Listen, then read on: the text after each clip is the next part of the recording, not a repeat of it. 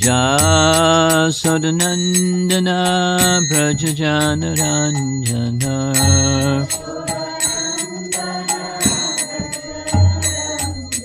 Jasodanandana Brajajanaranjana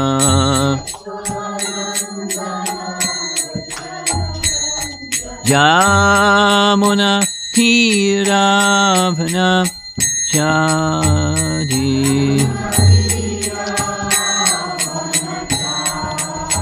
Jamuna Tiravana Chadi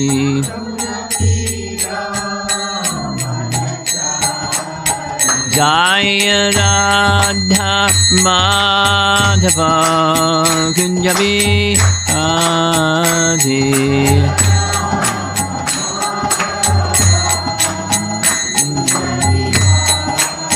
Jaya Radha Madhava Kunjabi Adi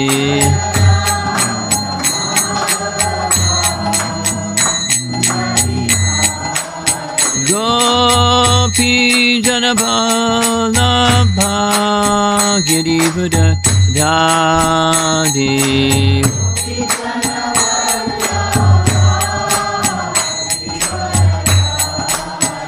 Gopi Janaballabha Girivada Dadi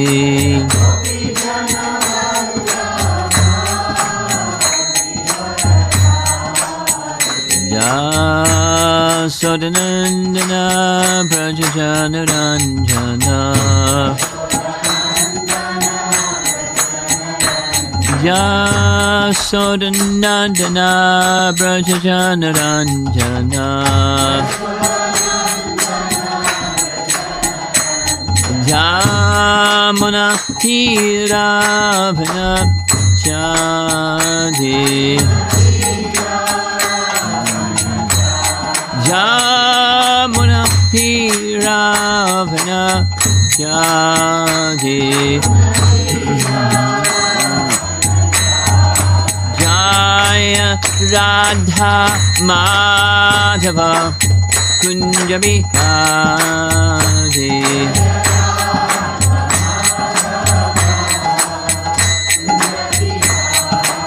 Jaya Radha Madhava Kunjabi Adi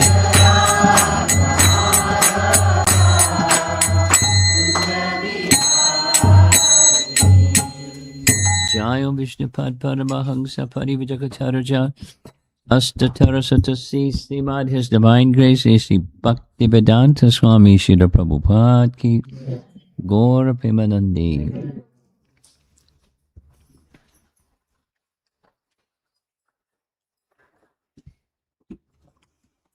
Class number 6, Chapter 3, the first half.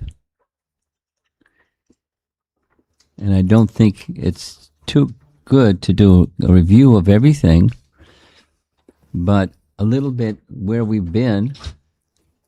This is removing anartas, anarta nivritti section of the stages of bhakti. So Shraddha, and Sadhu Sangha, Bhajana Kriya, Anarta Nivritti. So stage 4, chapter 3. Anarta Nivritti, or the third shower of nectar, Vrishti.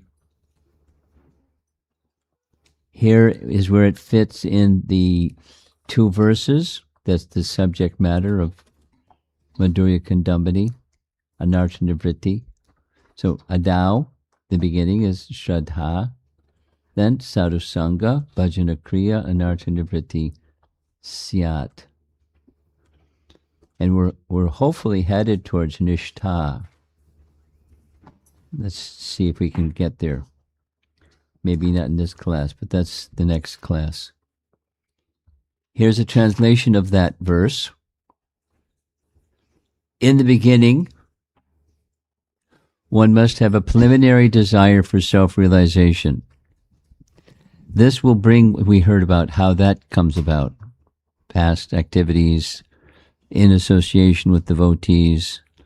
Some sadhu became merciful and gave some association, and the accumulation of unknowing agyata sukriti. Here comes some faith in seeking for self-realization. This will bring one to the stage of trying to associate with persons who are spiritually elevated. In the next stage, one becomes initiated. That was pretty quick. By an elevated spiritual master, and under his instruction, the neophyte devotee begins. We discussed this. It's not like before you get initiated, you haven't even begun yet. We discussed it. By execution of devotional service under the guidance of the spiritual master, one becomes free from all material attachment. It was also pretty quick. And attains steadiness, nishtha, in self-realization. We're going to see these terms, anishtata and nishtha. Here's Bhaktivinoda Thakur in his book, Bhajana Rahasya. He describes it this way. Due to bhakti sukriti, one gets shraddha, or faith in devotional shastra. Due to such shraddha, one easily obtains sadhu sangha. The result of sadhu sangha is bhajana shiksha, and along with such bhajana shiksha, one gets nam mantra diksha. Different language. It has a way of depicting. Similarly, this is nectar of instruction. Of course, we know who the author is, Rupa Goswami. If one is sincere, he is initiated, and this stage is called bhajana kriya. So Prabhupada's translation of that Rupa Goswami verse is similar to what's described here. Then one actually engages in the service of the Lord. By bhajana kriya, one gradually attains freedom from the contamination of materialistic life. Again, that's pretty quick. Although it says gradually. That's what we're on the topic of, anartha nivritti. So bhajana kriya, moved from this chart on one side is unsteady and the other side is steady. And there's some stuff in between. The stages from anishtata bhajana kriya to nishtata bhajana kriya, there's stages. This first comes the unsteady stage, and then anartha nivritti. We've just saying the same thing with a different chart, saying the same thing. Unwanted habits or anarthas from the heart. And then nishtha or nishtata bhakti. All that is troublesome to the heart is almost completely destroyed. Almost completely destroyed. There's verses in the first canto Bhagavatam that indicate these two stages. It's a little small font, but just say the verse. Srinvata sukata Krishna Panya Shravana Kirtana Ridyantaksto Yabhadrani Vidhunoti Suritsatam. Translation. Sri Krishna, the personality of Godhead, who is the Paramatma, or Super Soul, in everyone's heart, and the benefactor of the truthful devotee, cleanses desire for material enjoyment from the heart of the devotee who has developed the urge to hear his messages, which are in themselves virtuous, when properly heard and chanted. So this is the clearing stage, the anartha-nivritti stage. And this process is beginning but not yet completely destroyed. And then comes nishtita, which is the very next verse, text 18 from chapter 2.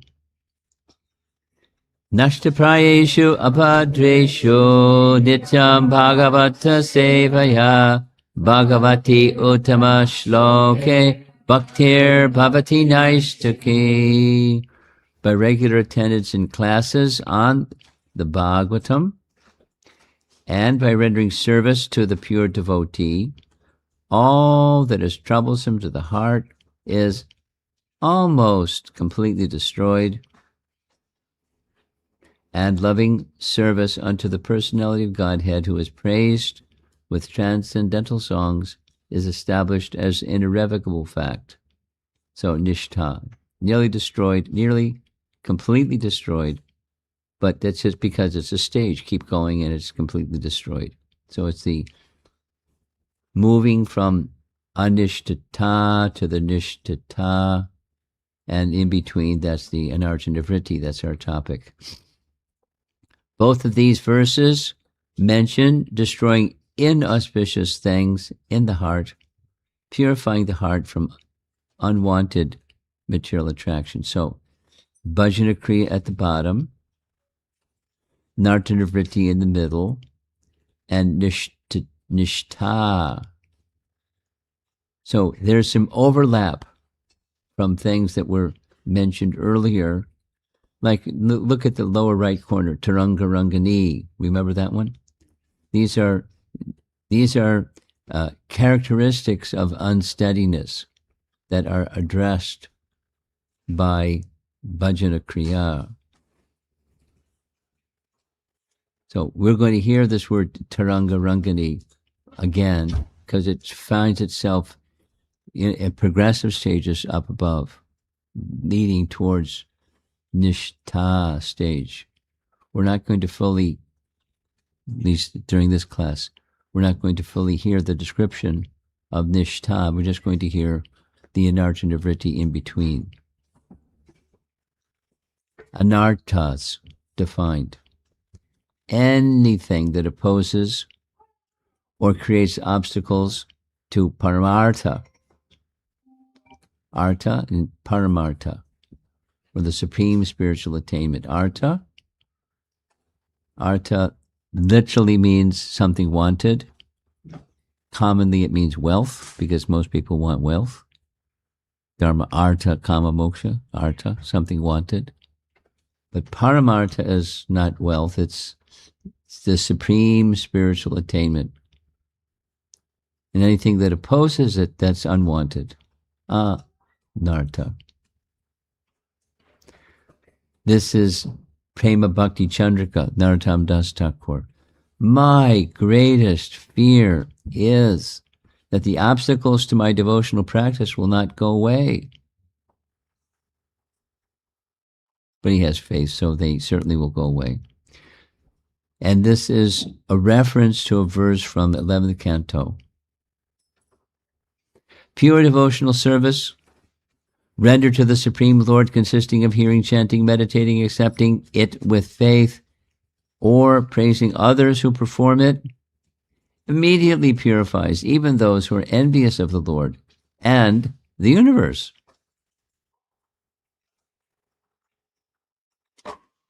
So Narottam Das Thakur, speaking with humility as if he's one of us. There's the painting that goes along with this verse from 11th Canto, Chapter 2. We've seen this painting several times, but it's these instructions from the Navyogendras to Maharishi Nimi, covering 9 different topics. They're very important. Very important. And so references being made to them repeatedly. 4 categories of anarthas.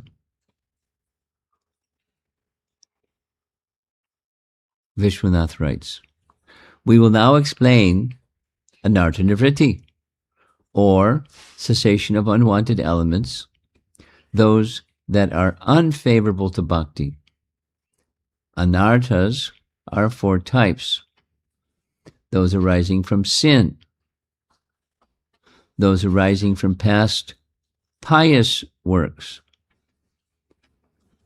anarthas arising from offenses of various sorts,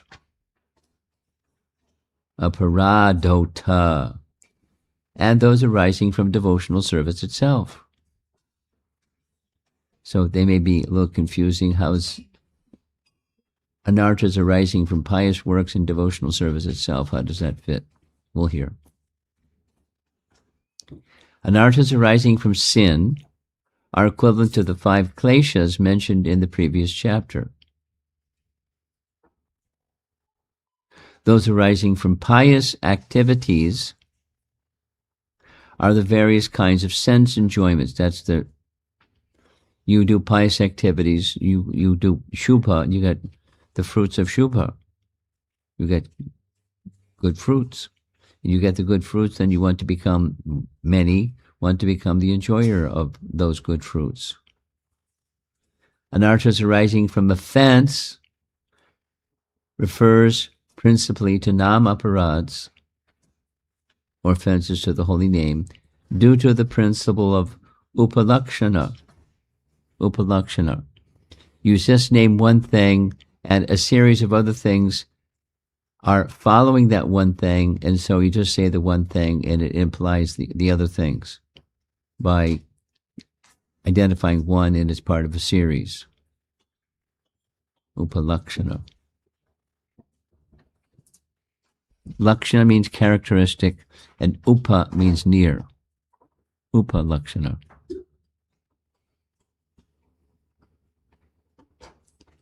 So here we go, the categories. Anartha nivritti is the clearing of unwanted desires. Anarthas, this stage overlaps into many of the higher stages. So we're not done just because we've begun. From where do one's anarthas arise? Good question. 4 categories. We touched on these 4. Sinful activities, pious activities, bhakti successfully yet imperfectly performed, labha puja pratishta, we touched on this already, from offense. So main attention is going to go to offense and eradication of offense and the reactions to offense. Where's Gopinath? Didn't come. This was yesterday's question. Ooh. Is he watching online? Gopinath, pay attention to the end. So, anarthas arising from sinful activities. We've heard of this. You can remember it's connected with the kleshagni, the first of the 2 leaves. The bad effects of material attachment, such as envy, pride, anger, greed, lamentation, ignorance, attachment, which in turn cause various distresses or kleshas, are born from dushkriti, sinful activities. All these sufferings arise from impious deeds. So it's basically the same.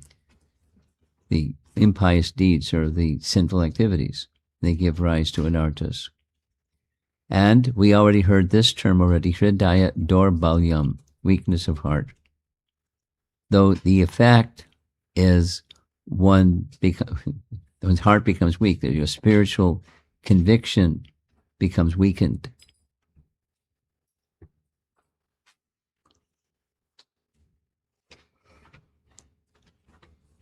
And this hridaya dorbalyam has its 4 categories. We saw these already. Attracted to insignificant things, deceiving or pretense, kutinati, matsarya, envy, sva, pratishta, self-importance, pratishta, swa, pratishta, desire for name, fame, and position. So those are categories of When weakness of heart prevails, these four make a stronger appearance.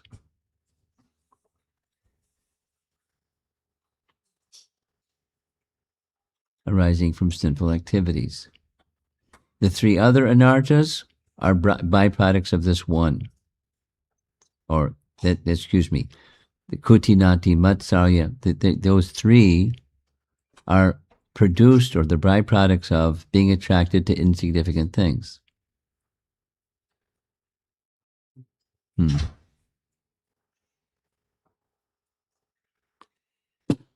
Like your mother said, Neha. I remember that conversation. Were you there when she was saying these things? My attraction for Krishna and my attraction for... I was listening back and actually heard the recording today. Okay.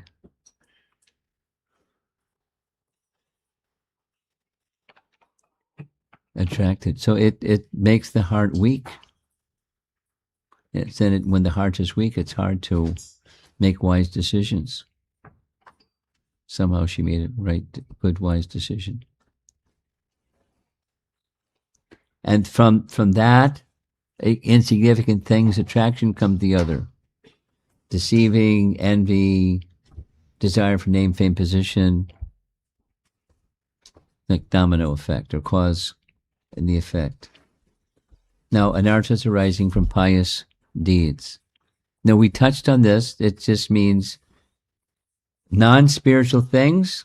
I have a desire to enjoy non-spiritual things. From my pious activities, there's gross material things, there's subtle material things, like attaining the fruits of piety or heavenly existence, mystic yoga, even types of liberation. There's more subtle. But this starts with just gross material things and a thirst for them. And so that trishna, or thirst, drives one, it compels one. And one's whole life can be made up of any one of these, or gradually moving from one to the next. Pious deeds. So the answer is not don't do pious deeds because you may have a problem. That's not the answer. But as you do things, as you engage in devotional service, these fruits are going to come. That's another category. Craving for temporary sensual pleasure is also a detrimental desire for the heart. This is hridaya dorbalyam, which is an anartha stemming from pious activities, sukriti. Jana sukritin arjuna. Pious deeds facilitate enjoyment of the senses. So it doesn't have to, but that's the facilities come, and some persons engage in ritualistic activities because the inspiration is, the motivation is, I'll get some good punya points. And with punya points, I'll get prosperity in this life and the next. So let's do lots and lots and lots and lots of pious activities because I want to be an enjoyer of the pious activities. It doesn't have to be like that, but it can be like that. And that's an anartha that arises from pious deeds. So more addiction to enjoying the results of pious deeds, enjoying sattva-guna things, desire for liberation. Sometimes anarthas arising from pious deeds are listed under the heading of kleshas, suffering. Here's a nice verse from Bhakti Rasamrita Sindhu. As long as the witch, Pishachi, of longing for bhukti and mukti occupies the heart of an individual, how can the supreme delight and joy of bhakti spring in that heart? There's a nice story.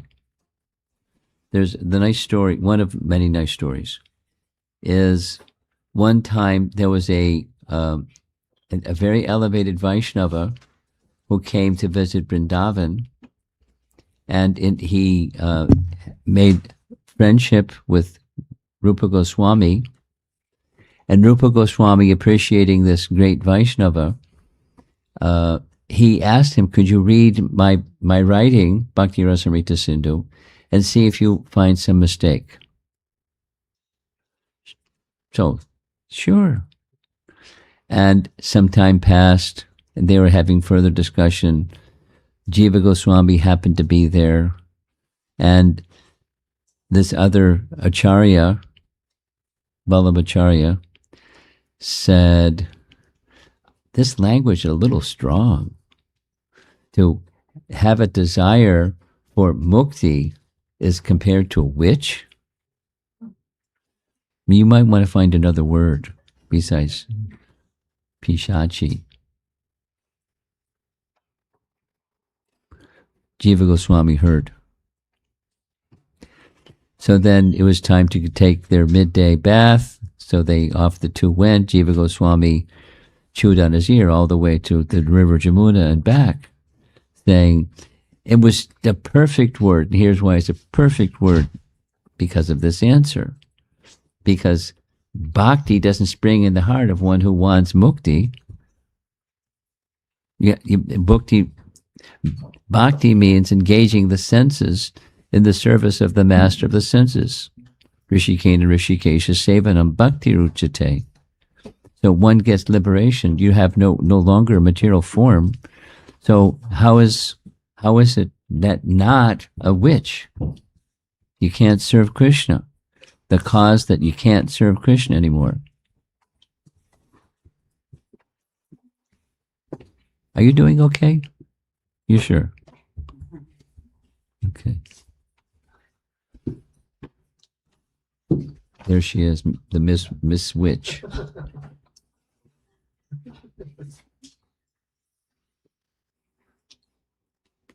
So when he got back, this Acharya, Vallabhacharya, said, your disciple, Jiva, he's really sharp. And, he scolded me. But he was right. And Rupa Goswami didn't at that time, but at a later point in time, pulled Jiva Goswami to the side and, what kind of Vaishnava spirit is this? He's an elevated personality, and you don't speak to him like this, and you have no place in Vrindavan. Leave Vrindavan. Ooh. You know that story?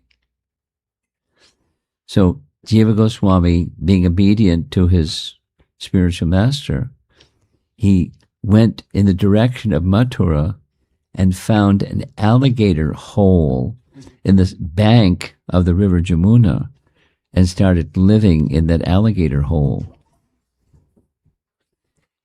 And all he had to eat was mud from the alligator hole. And Sanatana Goswami noticed he was missing. So he inquired what happened to Jiva. He was told by Rupa to leave. So he did. Where'd he go? He went that way. So along the bank of the river Jamuna, and he found Jiva Goswami, who was really sick, eating only mud. So he coached him out of that alligator hole and brought him back, not seen by Rupa.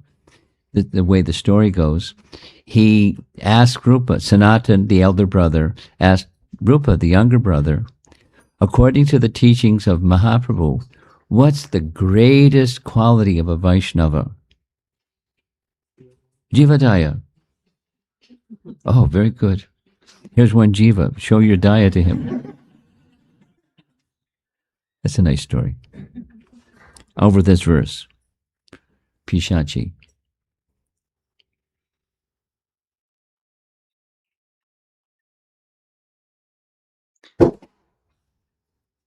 This is not directly in Vishwanath Chakravarti Thakur's writing, because the introduction to 8th Canto, Chapter 3 wasn't printed yet. So this is an add-on. From the introduction of Gajendra Moksha Leela, by his causeless mercy, the Lord can rescue the conditioned soul from the material clutches and enable him to return home back to Godhead, to become his personal associate. Nonetheless, a pure devotee does not aspire to go back to Godhead. He is simply satisfied with executing his service in this material world. A pure devotee does not ask anything from the Supreme Personality of Godhead. His only prayer is to be freed from the material conception of life and to be engaged in the Lord's transcendental loving service. So Gajendra got more than liberation. He got liberation, but he got more than liberation. Just a little sharing, because I just, at 6:30 this morning, I was on a call with the China devotees, and one of the topics we were discussing was how important it is to have proper sambandha gyan, and have a proper conception of what bhakti is, and the proper conception of what the goal of bhakti is. Supposing one doesn't have that same conception, so the reference was in Madhvacharya's writings, he sees a distinction that Chaitanya Mahaprabhu didn't see. So, the Dvaitavad. Those of you that have been around a while, you know what that means. 2, Dvaitavad. So there's Pancha Dvaitas, or Pancha Vedas, 5 categories of distinction. So because of that categorical distinction, then there isn't seeing the connection of all things in relation to the Supreme, because they're 2 distinct entities. Now, certainly, Madhvacharya is a Vaishnava, and a Vaishnava understands what Krishna says in Bhagavad Gita. Aham sarvasya prabhavo matak sarvam pravartate. Everything comes from him. So if everything comes from him, then Chaitanya Mahaprabhu was emphasizing both the oneness and difference. And Madhvacharya is emphasizing the difference.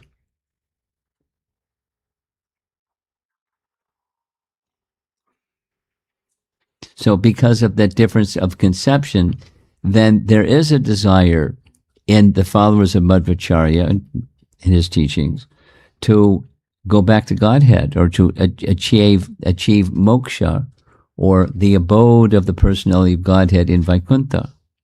That's the aspiration. And the Vaishnava, as described here, he doesn't have that aspiration.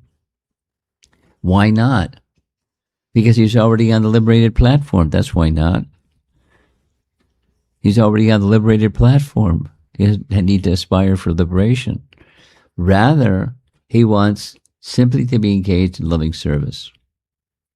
So that's an important distinction. That's a little detour.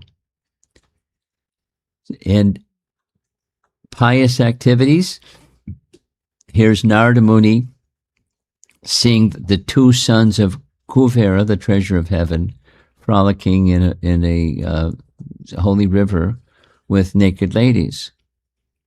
And they were so intoxicated, drunk, that they didn't even recognize that they were naked. So here's what Narada has to say. These 2 young men, Nalakuvara and Manigriva, are by fortune the sons of the great demigod Kuvera,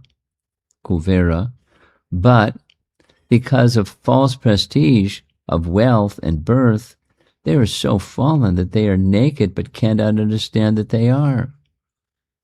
All right, you want to be naked, you can stand as trees, naked trees, in the courtyard of Nanda Maharaj, and be delivered, the twin Yamala Arjun trees. So Krishna knew that and knocked him over as a little boy. So again, the same anarthas arising from devotional service. So it may come, similar to piety, there may be the fruits of successfully performing devotional service. So here it comes. There may be some wealth, there may be some worship, maybe some respect. Lava puja pratishta. So it's not that don't be successful in devotional service, because fruits of devotional service may come. But don't be very cautious about the enjoying spirit. So again, this is reference to the Taranga Rangani phrase.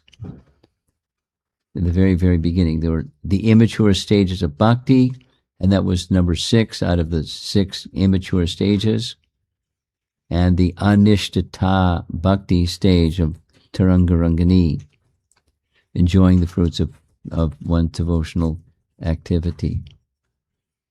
And this is the remedy.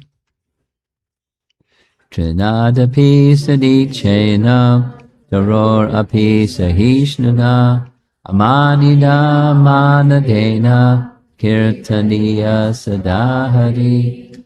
This screen is really good. The colors are really bright. Compliments. Golden form of Lord Chaitanya and the throngs of devotees behind him. So, by proper chanting in this mood, then Kirtaniya Sadahari, one can really develop a proper taste.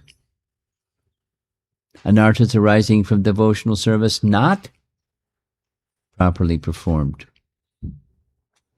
If not curbed, additional consequence is, we heard this one last evening. No. When was it? It was midday. Yeah. Tattva Vibhrama, mistakes of philosophy. Here's some categories. Mistaking the Supreme Lord to be somebody else. Mistaking the Jiva to be God. It's sadhana, making mistake in proper sadhana. Making mistake in knowing what the goal is. Tattva Vibhrama. This was Bhaktivinoda Thakur's contribution.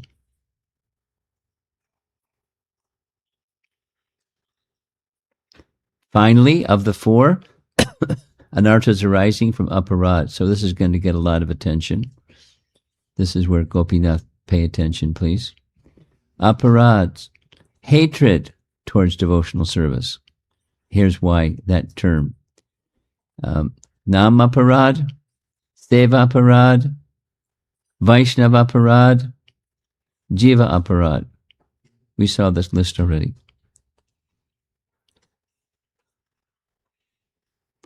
The most stubborn obstructions on the path of pure devotional are caused by aparads, the anarthas that arise from aparads, unwanted desires arising from aparad. So it's good to know what they are. And there was supposed to have been a PDF that you should have received describing further some detail on the Seva aparad category. So anarthas arising from aparad, some lessons. It's only going to generate new anarthas when deliberately done. So don't deliberately do. Padapurana mentions 32 kinds, and Varaha Purana, you have the PDF with that list. It's intimidating. The primary culprit within this category of anarthas is namaparad, because from the namaparad comes the other ones. Nama, this is this upalakshana term again. By one thing, you infer the other things of that series. Nama, in this case, indicates or represents all 9 limbs of bhakti. To say namaparad, it means all 9, but it's saying just one, because while the offense of each of the 9 limbs, bhakti results of anarthas, the primary anga, is Nama.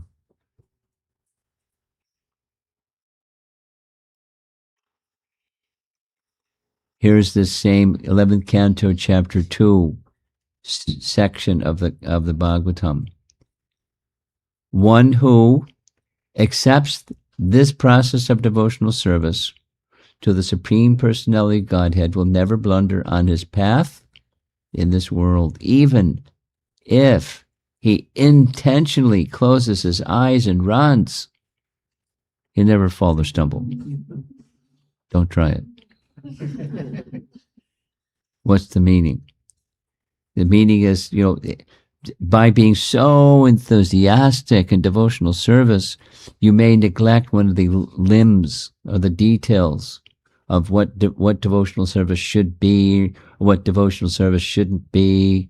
You may mess up due to bhakti out of enthusiasm, not, I'm because I'm an elevated devotee, I don't have to do stuff anymore. Not that kind of reasoning. Sridhar Swami, closing the eyes and running while eagerly pursuing the goal does not result in aparad. Here's a nice example. That's Sridhar Swami's illustration. A nice example. This lady that got on the shoulders of Chaitanya Mahaprabhu because the crowd in Jagannath Temple was too big. So she stood on Chaitanya Mahaprabhu's shoulders holding onto the Garuda Stamba, and Govinda, his servant, is telling the lady, get down. And Lord Chaitanya said, no. You know the story. This is very nice. If I only had the enthusiasm that this lady has, my life would become perfect. So in her enthusiasm, standing on someone's shoulders, standing on the shoulders of a sannyasi, putting one's feet on the body of a sannyasi before the deity, 3 strikes and you're out.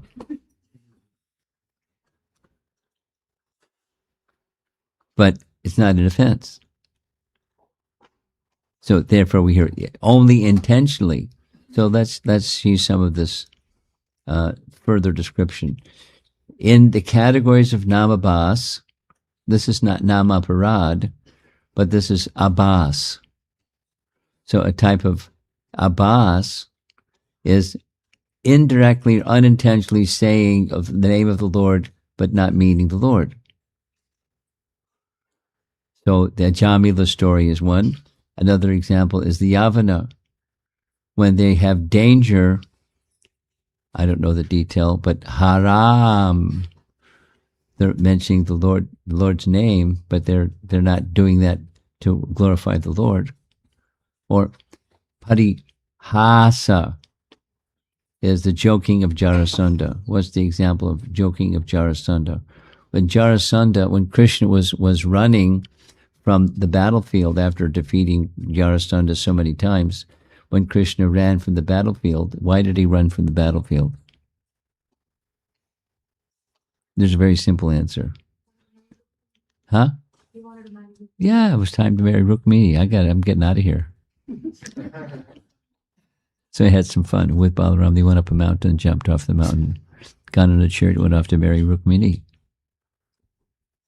after defeating him so many times.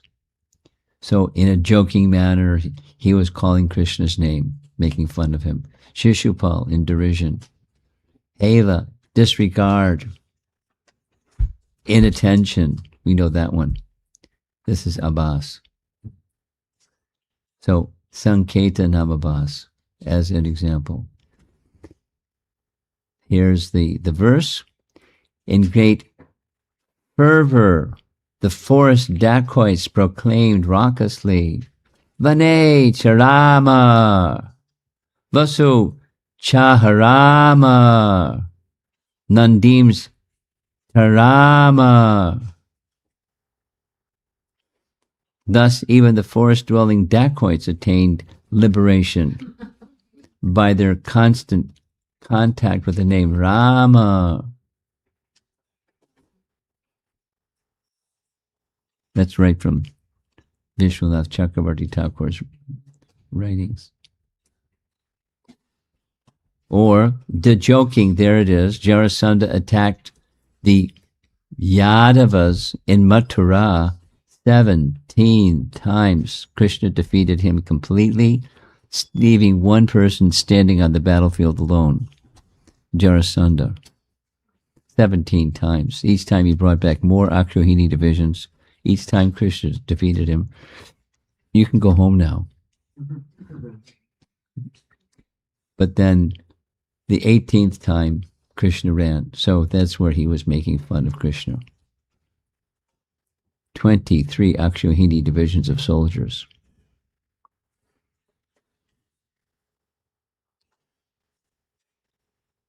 Scorn or derision, Shishupal.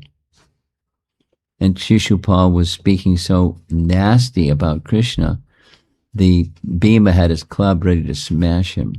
And Krishna held up his hand and said, no. When he got to a certain number of offenses against Krishna, Krishna just zapped him with his Sudarshan chakra. And the speaking part of Shishupal's body was separated from the rest.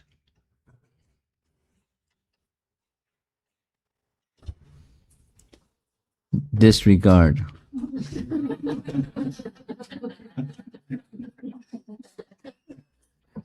And I think I know who that devotee is too. I'm not going to say his name.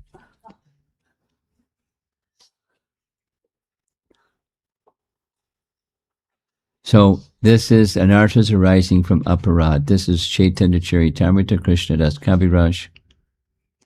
If one's heart does not change, tears do not flow from his eyes, his body does not shiver, and his bodily hairs do not stand on end, as he chants the Hare Krishna Mahamantra, it should be understood that his heart is as hard as iron. This is due to his offenses at the lotus feet of the Lord's holy name.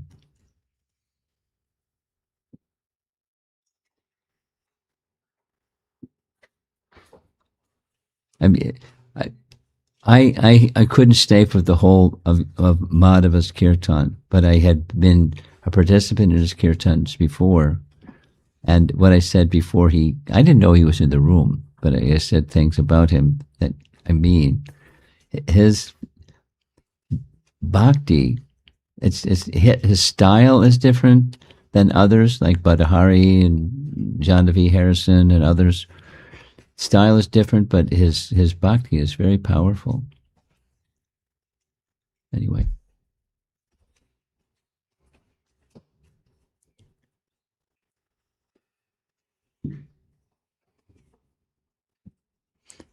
Here's the declension or the etymology of aparada. Apa, that which drives away, and radha, one's desire for perfection. So aparadha has a root, and that's disrespect.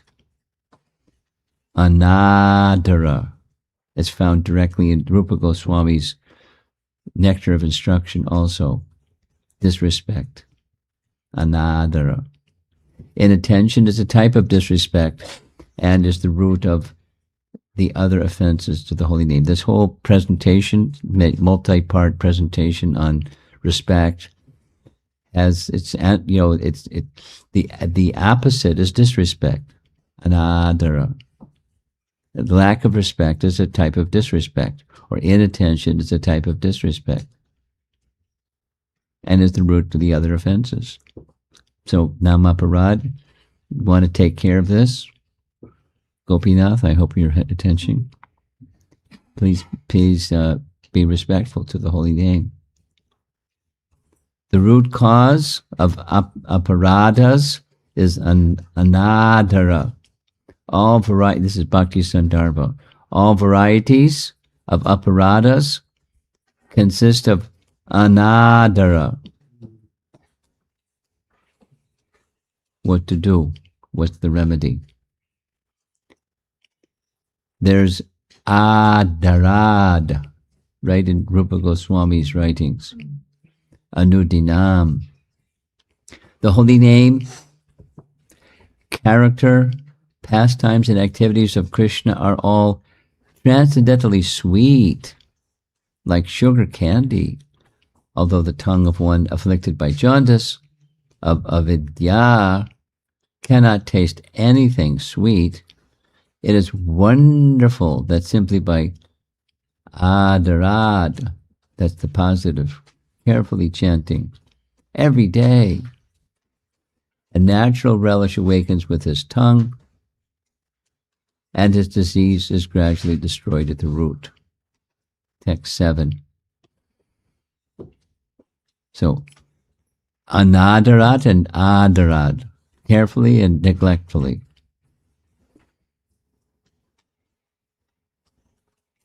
And is in the Hari Bhakti Vilas, same idea. There's one of the procedures that's recommended in Hari Bhakti Vilas when chanting mantra is meditate on the meaning of the mantra. So of course here, but also the mind can meditate on, it's because it's a function of the mind, meditating on the meaning of the mantra. Mantrartha Chintamani. Patanjali, he has the Patanjali Yoga Sutras, and in these verses 1 through 23, he has a description of meditative absorption, and one of the principles is number 14 out of this list. This is what abhyasa or practice means. There's his definition of what practice means. It has 3 parts. Practice or abhyasa becomes firmly established when 3 things. It has been cultivated uninterruptedly, nairantarya, with respect, reverence, and devotion, satkara, for a long period of time, dirghakala. It's good. What he says is in relation to Ashtanga Yoga, but the same applies to our meditation process in Bhakti. Uninterrupted for a long period of time with devotion or satkara or faith. There we are. Surprise.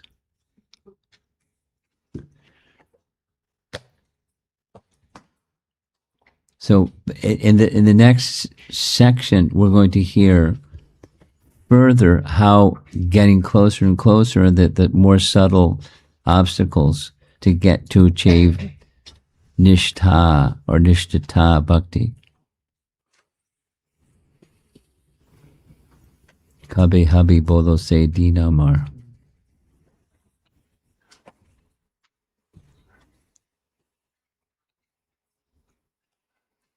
Oh, I didn't see you sitting back there. You made the right choice. Good. Any discussion?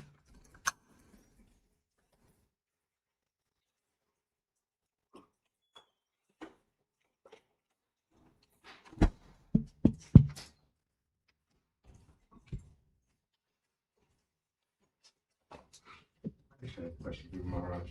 Yeah. We have the slide of the 4 apparatus. I couldn't help but notice that Guru apparatus wasn't present. Oh. I said that was one of the worst we could commit. Yeah, I don't know why it's not there. It's, it's Vaishnava aparad, it's a particular category of Vaishnava aparad. But why it's not in its own category, I don't know.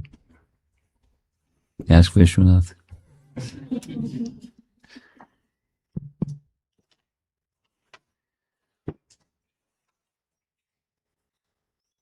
Yes. Varsana, pass it back. One of the consequences of anartha arising from pious deeds, it said, was liberation, wanting liberation. Yes. Amongst other Mode of things. goodness. Mode of goodness wanting. So this this thought arose in me of some time back that liberation still seems a concept that's fuzzy and it's out there. I still don't get it. But in general, liberation, it seems, can we say that liberation means wanting or desire to be free from? Yes, I want out of here. This place is crazy. But it can it percolate into our lives in smaller things? Like I want to be free from, this distress, or I want to be free from. That behind that one is, I want to be free from this misery, but I want enjoyment. That's still squarely on the material side. And it's not like wrong. It's human, Right. natural. Yes, so that's what I wanted to confirm, that it, even though it's a concept that, I want to be out of the cycle of birth and death, but in our daily life, it shows up as, I wish I led a better life, or this or that. And so that would be a big... What you're saying is augmented or underlined by Jiva Goswami in this way. It's a teaching I like very much. The beginning of Priti Sandarbha, the first line is, without exception, all humans want enjoyment and diminishing of suffering. Both. And then he writes in the same first line, the only means to achieve that perfectly is by priti for Lord Vishnu. Vishnu priti or Krishna priti. That kind, because otherwise it's not going to be satisfying, and it's going to lead to another position, another position, another position, because it's not the final position. Even if I attain it. So it's just is saying in other language the same thing you're saying. But I like his language. It's not like I don't like yours, but I like his. Because he's pointing to the affection for the Supreme Person. That is the only way that these two desires can, because otherwise these two desires aren't going to be met. And when they're met, because priti has been established, one isn't hankering for liberation. Thank you.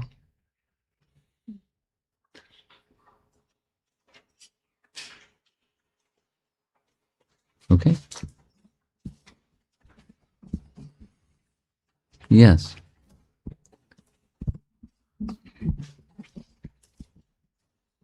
Hare Krishna, Guru Maharaj. Very happy to see the last slide, end of Anardha Nivritti. Thank you so much for spending and giving us your association and helping us to deepen our connection in the process of bhakti. Guru Maharaj, that anadara, lack of respect or disrespect as a root of all aparadhas, I was thinking, as we keep hearing about the consequences of Vaishnava aparad, I think there is some willingness to consciously cultivate that respect for the devotees. While when things seemingly go fine, I'm able to keep that respect. When there are situations, even when we are trying to do the service, I may have a certain plan, I want to do the service in this way or that way. When that's being questioned, then that respect, I feel, I may not be able to display that respect because something else, my personal plan or my personal something is getting impacted there. Just wanted to hear from you, even in those agitating situations, how can we keep that respect as a core of our... Oh, it's easy. What's the basis of that respect at its core? Let's go back to the fundamental teaching of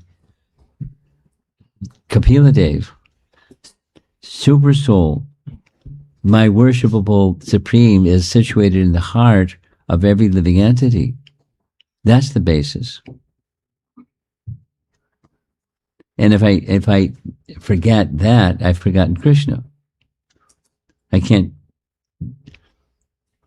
feel some ill feeling towards this person or the situation when I'm so that the grounding is the super soul, the jiva, and the super soul. So the jiva makes mistakes and super soul doesn't make mistakes. He can sanction. The jiva can't do stuff without sanction. But this is something that's fundamental.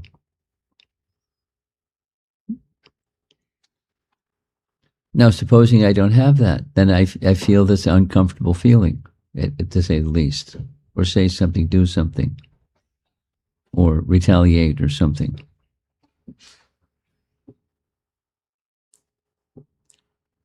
Each of these are kinds of disrespect. So the respect stays because of super soul.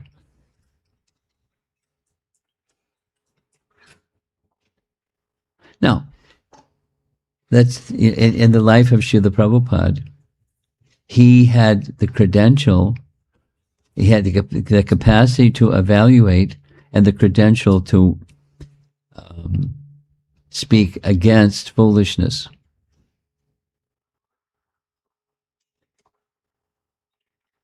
I mean, I just finished hearing a narration of Srila Prabhupada visiting. He was in Delhi. He had just recovered from like an extended multi-weeks severe illness.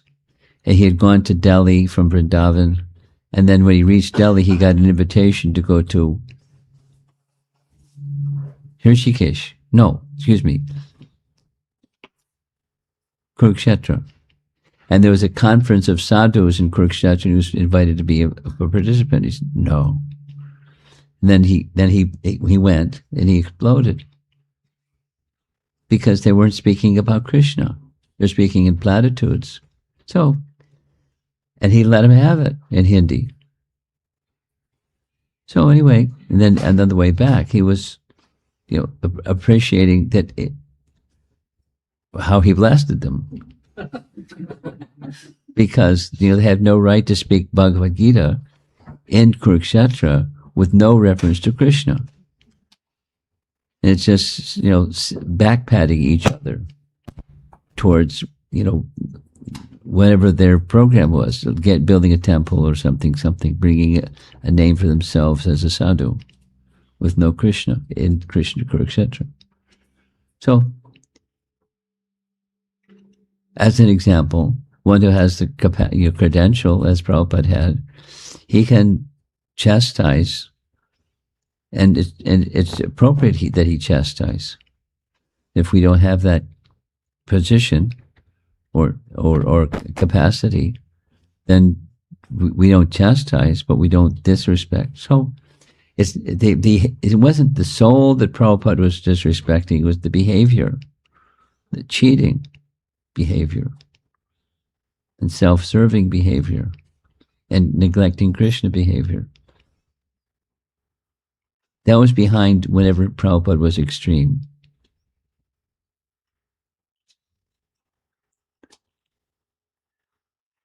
I remember very clearly when Prabhupada was pursuing the particular property in Juhu, when there were so many obstacles, persons couldn't understand what was the motivation. Why was Prabhupada doing that? There's so many pieces of land, and then Prabhupada disclosed it in private, at least, in one case, because the deity was already there, and Mr. Nair was wanting to kick him off the property. Like, I'm above Krishna, get off my property, although it was under contract, and the law had been met. He wanted Krishna off his property. I couldn't stand it, because it was not him. So So an answer to your question is, it's not your plan, something. It's, if someone is offending Krishna, that's one thing. And if there's a discussion about what's the best plan, Vaishnavas discuss what's the best plan. And, very willingly share ideas.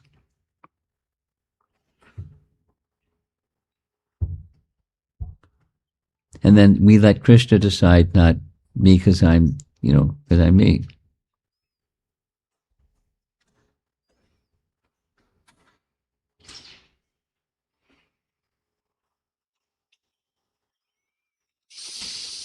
Yeah. All the way back.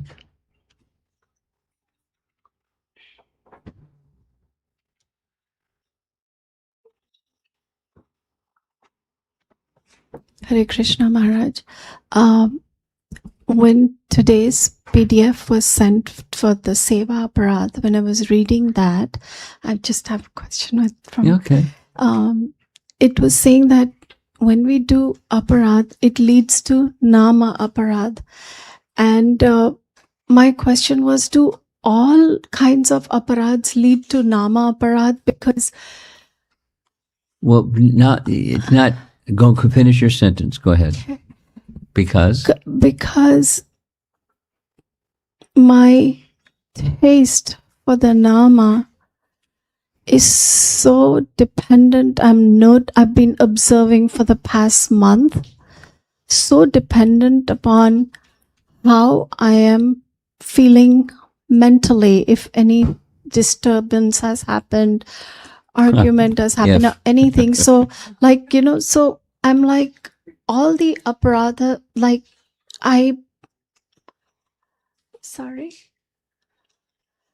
so I'm really trying to connect to my Nama. So I'm really trying to understand what is blocking me. Oh.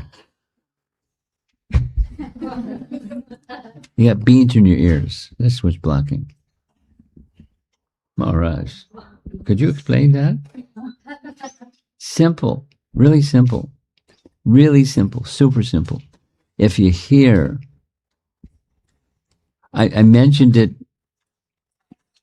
before Madhava, that little talk for the Sunday program. Prabhupada, someone coming to Prabhupada, when I'm chanting, my mind is so disturbed. Remember? Prabhupada's answer, what is the problem? Just hear. Because if you're just hearing, ear conquers the mind. So there's no problem. What's the problem? The problem is, it's not the mind. You're paying too much attention to your mind. And your mind is going to be the barometer for how you experiencing Nama. You're on a roller coaster. So, and what to do? That's why, then what to do? Here. Then comes, but my mind. Because there's circumstance and my mind is disturbed and beyond the circumstance. When is there not a disturbing circumstance? Dukkhalayam ashashvatam. It's by design. So that's why and what to do. Hear. On the order to hear, because that's when the disturbance is and your experience of the holy name, the disturbance goes away because you're hearing. And that's your relationship with the name. The satisfaction of heart is when you're hearing, and not which way the wind is blowing.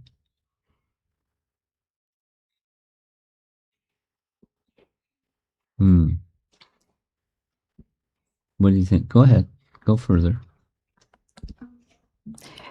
Maharaj, I've heard you say this in the japa retreats also about hearing.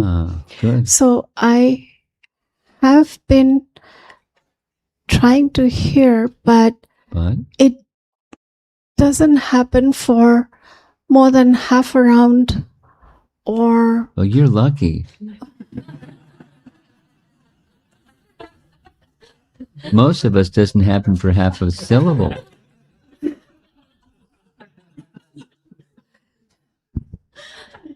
I'm not. It's. Everyone's laughing, but it's true for all of us. It's true. So you're very fortunate. no. So I don't know how to put it, but I'm wondering if all this is happening because of the impact of all the aparadhas that I keep committing. You've been listening to class. That's exactly what it says. Yeah. I'm going to read something. Maybe you'll feel better. Maybe you won't. I don't know.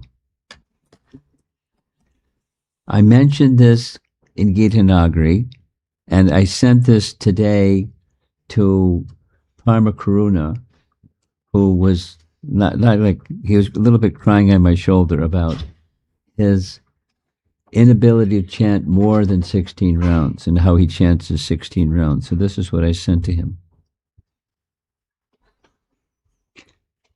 From a devotee in China, nice devotee. I don't know which switch suddenly flipped today, but after finishing my daily 16 rounds of chanting, I felt a spontaneous urge to keep chanting. I ended up chanting the whole day, and I could feel a kind of energy flowing up and down through my body with a sweet taste to it. Once I stopped, I realized how mundane life feels without chanting. I'm just worried what's going to happen tomorrow. So, if you chant, what to do? We're in Krishna's hands. And isn't it true? He can do with us what he likes. Even if we don't say you can do with us what you like. He can do with us what he likes. Until we want to show him not just a smiling face, but we want to show him this, as far as possible, consistent aspiration that we striving with effort and mercy, we strive for shelter. And he can do with us what he likes. And when he sees a consistent striving, he can examine us, how strong, how sincere, but when he wants, he can pull back the curtain, he can close the curtain again. He can do with us what he likes. That's life, that's reality. No, the spiritual reality for people that are not spiritual reality people, we're silly. We're sentimentalists. But,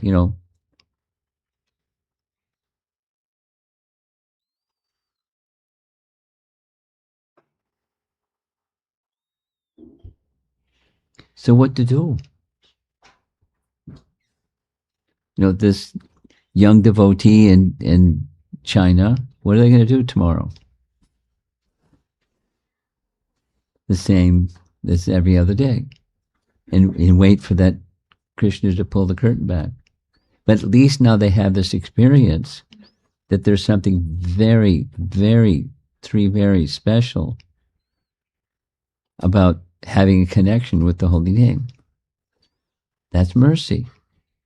What's entitled to... I know this devotee very well, and they make mistakes. And sometimes. They sometimes speak harshly, and sometimes they have, horrible relationships with a devotee, and then later realize they did something. So anyway, they're human. But they're very sincere. And so Krishna can pull back the curtain, no problem. So what do you do? What does any one of us do? We go on, like, Mother Jasoda trying to bind Krishna. The effort.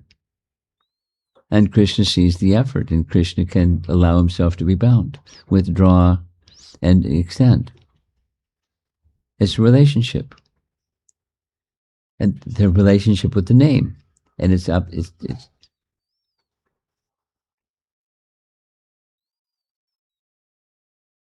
we have to have faith.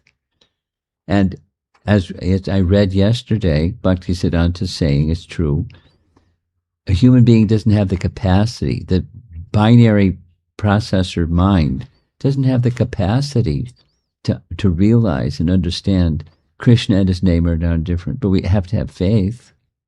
And when there's faith, then there can be some experience, more or less. And then, we want to show Krishna that we want to be connected. So, and then that's our effort. And Krishna can do what he wants. But he's a loving person, so that was when I forwarded this to Paramarupa, not Paramarupa, Paramakaruna. I said, just wait for Krishna to give you a sign when you can be do more than your 16 rounds. So what sign? It's up to Krishna. Then I sent him this one. He didn't announce, I'm going to do like this, and because you want it, I'm going to do it, because I'm going to do as you want it. Yes. He does what he wants. And that's our relationship. And we just serve. And he's loving. Isn't it? It's like you and your grandson.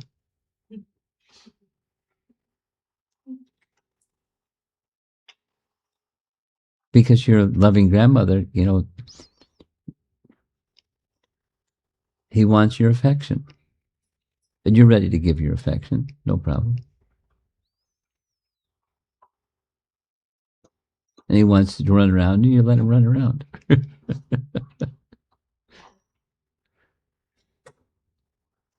It's a relationship. And relationship with Krishna is like that. Okay? Don't be uncomfortable. Be very comfortable. He's a very loving master. And his primary access, he has given primary access to him through his name. Just call his name and he's there. So be present with, that was that little message. Be present and know I'm here.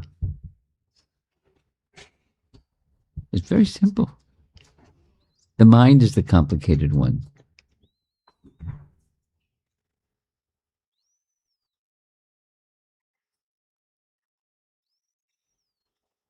You're okay for the next 5 minutes.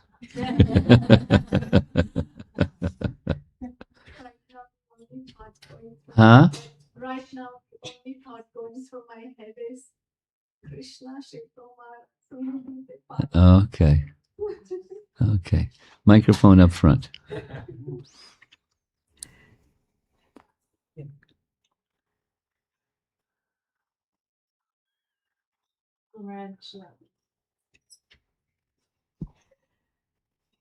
It's quite intimidating looking at this long list of anarthas. Yeah, there's more coming. And I've often heard you instruct, don't be anartha conscious, be Krishna conscious. Yeah. So I'm wondering if you will be willing to elaborate on some parameters we can use to judge that we are placing the horse before the cart. And I'm specifically asking this question because I'm dedicating a lot of my life to studying and teaching some how-to processes which can assist us in addressing anarthas in our heart. So that's where my question is coming from. I'm a simple guy. When questions like this come, my response is a simple one. And a simple one is, Who's at the center? And just ask that question, and you get an answer. Krishna's in the picture, but I'm at the center. And I've become quite accustomed to that picture. And although it's not satisfying, I become quite accustomed to that picture. And so like this unsteadiness, going back down to Kleshagni,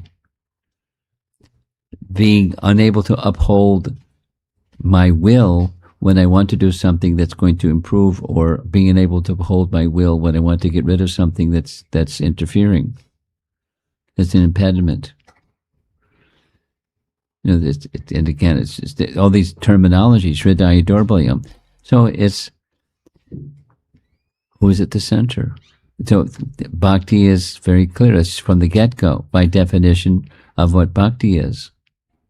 It's Krishna Anushilana. That's it. And so you again and again and again, however many times again, put Krishna at the center. The pleasure of Krishna is it. Like this, other discussion. He can do with me what he likes. And if I have some indication what he likes, I got my sleeves rolled up ready to do what he likes. Without condition, to my capacity. And that's my life.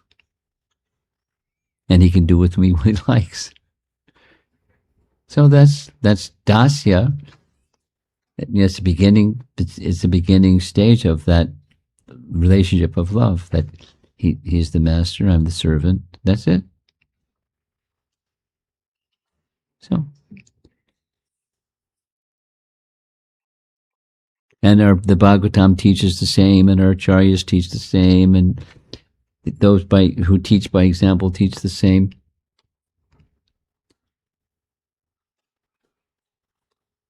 So let me become a one who respects those who teach by example, and learn by that become strong enough to follow their example.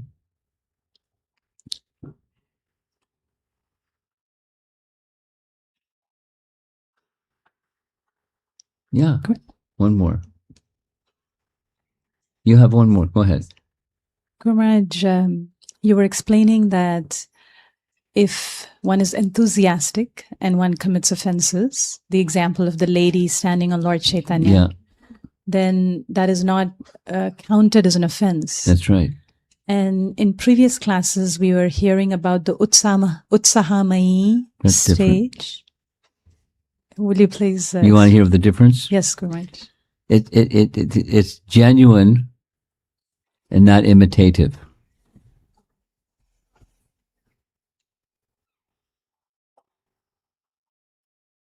I want to say one other thing, because I've been listening to these recordings that you sent me of Shrutakirti's writings. As you know, this, for those of you that don't know, his style is, he has many hundred chapters, and each chapter is really mini. And at the end of each chapter, he consistently offers a prayer. Lifetime after lifetime, my only desire, please, so he's groveling at Prabhupada's feet, not asking for liberation, just asking for the ability to remember and be in his service, and lifetime after lifetime. And it's not a literary clever trick. It's him. It's his heart, consistently. So, Prabhupada's at the center. Yes, by his own acknowledgement, some mistakes and some other desires but it's very, what his heart is very clear. Very elevated personality by Prabhupada's mercy. as he's writing, I can almost hear him crying in his heart, appealing for that opportunity once again. May that memory never leave me. May your kindness to me always be the guiding principle, it's again and again. And how loving was Prabhupada. And, and loving included chastising strongly.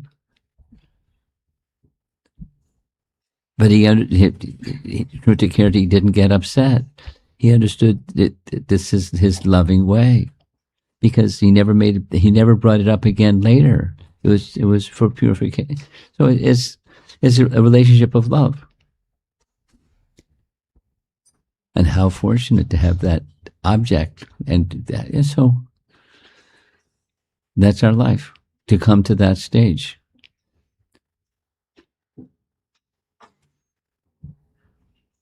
Anyway, you have something. Could you go to the slide where you showed us the Nama Bhas, the Hela, Stoba, and I don't know where it is. This one? okay, yes. So the question is,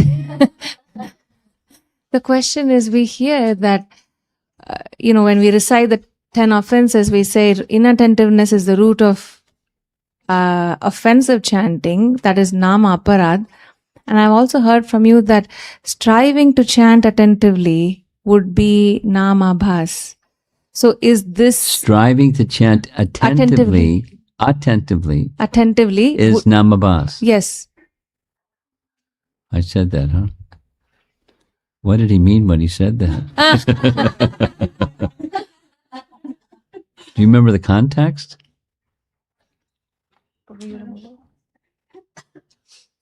Sorry to put you in The context. Whenever you describe Namabhas Maharaj, the intention of trying to chant, even though you're not chanting purely or attentively, you're striving to chant attentively, is the Namabhas, or the clearing stage. Oh. Okay. So the question, That's the context. yes.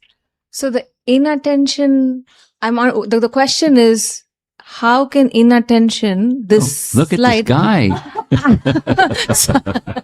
He's not striving anything. so how is that in the Nama Bhas stage and non-Nama Parad? Because he look at him. He's got his bead bag in one hand, and his attention is not in his bead bag in his one hand. Oh, it's the object of distraction in his hand, in the left hand. Right, but It's not striving. so it should be Nama Parad, right? Yeah. Oh, that's your point. Oh, I'm slow. Sorry, I wasn't clear. Yes, Namaparad.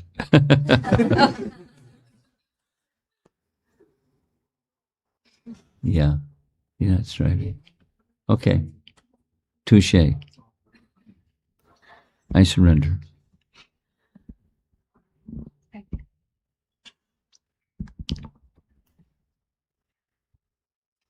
Hare Krishna Maharaj, please accept my humble obeisances. Hare All glories Krishna. to Srila Prabhupada. Thank you so much for conducting this Madhurya Kadambini sessions for us. It's really has been enlightening experience for me to hear your lectures. From today's class, I have one question about how we say that the root of all causes is this another, or the disrespect to the holy name. And my question is, how do you explain this to a child? Because How do you explain it to? To a child. To a child. I'm trying to have my kids chant the Hare Krishna Mahamantras, and then I've noticed my younger one especially, he'll do it, but he's playing around and chanting. So I don't know what's the right approach. It's okay. It's okay. It's okay. Even if I'm telling him, Yeah, it's okay. Thank you, Maharaj. The method, the best method is your own personal example. Not just while chanting, but your personal example of life, your lifestyle, your manner, your gentleness, your, the way in which you speak and carry yourself, and, how you live your life. That's the most compelling thing. And then that playfulness that's of a child's nature will mature. Consciousness will mature beyond, can mature beyond that stage by good example. And so they hear not just with the stick in your hand, but they hear what they see in you. That's the best. And yeah, I could give some examples, but I'll skip. When the body matures, ideally, correspondingly, consciousness will. Now, the consciousness of a small child, boy or girl, is playful, and it's okay, because children play. They should have an opportunity to play where they're not hurting each other or themselves, but they play, and then as consciousness grows, then they're play. It's like Prabhupada describing. This is for example. When he was young, a little boy, his father worshipped a deity of Govinda, Radha Govinda. So Prabhupada saw and he wanted to imitate. So he asked his father. So his father got him a little Radha Govinda. And by imitating what his father did, he did. And probably as a child, it was playful. But,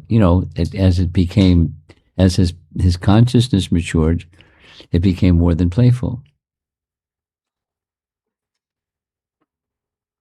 By, his good example of his pure devotee father and his pure devotee mother. I think we should end. You get your last question over there, and we're going to end. Thank you, Maharaj. And thank you for giving us these lectures.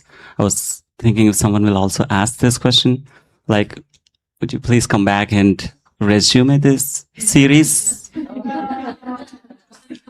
That would be really helpful. Everyone's going to forget what I did already. We'd have to go back and do it again. Looking forward for guarantee that. I have a practical question, though. I will keep it short and quick. So, that slide you showed from Chaitanya Charitamrita, where tears flowing from eyes when you chant or take up the holy name. So, I was thinking from where I'm coming, where I started chanting first round and thinking 10 minutes is like, wow, 10 minutes too long. And I finished in 6 minutes and I think, okay, I can do 2 more rounds. And I progressed slowly to 4, 6, 8, 12, 16. And when we come to this stage of shelter or initiation, we give a vow of doing minimum 16 rounds. Yeah. And that minimum word is not in my mind at all. It always says, oh, 16, I ended my day. Even today I have 2 more rounds left. And I only think it's left is 2 more rounds. It's not like minimum I'm doing 16 rounds. Okay, it's okay. So the question is, how do we progress from where we are here in both quality and quantity? By desire and practice. I mean, that was Paramakuruna's question to me today. How can I go beyond, for many years, 16, and that's it? His expression was, I don't have the desire. I mean, he has the ability to do all kinds of things, and he sends me these references about chanting, but he doesn't have the inspiration to chant an extra, just round number 17. But a desire and practice, and he'll get there. And it's not just quantitative, it's consciousness. It's a relationship, and it's because that relationship means so much.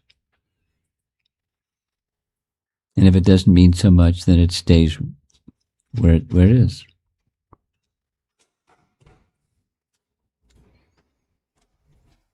So what's behind? So to go further, what's behind? It's a relationship. And if it's not there, then it's not going to progress much.